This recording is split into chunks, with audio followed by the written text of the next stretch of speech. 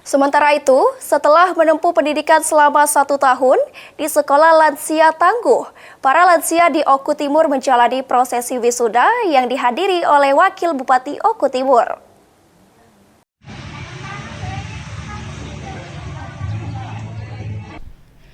Wakil Bupati Oku Timur Adi Nugraha Purnayuda menghadiri wisuda Sekolah Lansia Tangguh tahun ajaran 2024 hingga 2025.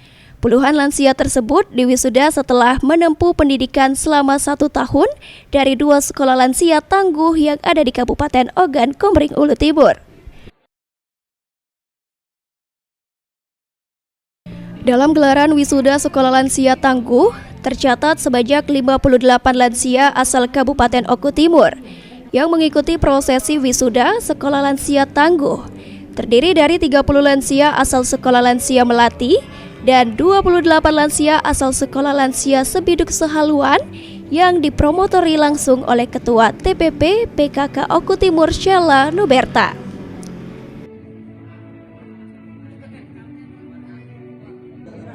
Wakil Bupati Oku Timur Adi Nugraha Purnayuda menyampaikan rasa bangganya atas didirikannya Sekolah Lansia di Kabupaten Oku Timur.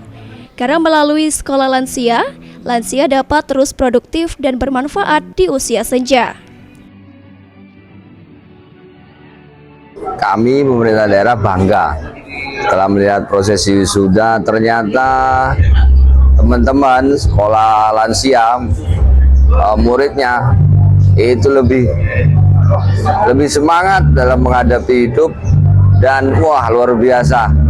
Saya ucapkan terima kasih dengan adanya sekolah lansia bisa menambah semangat bagi lansia di Kabupaten Oku Timur.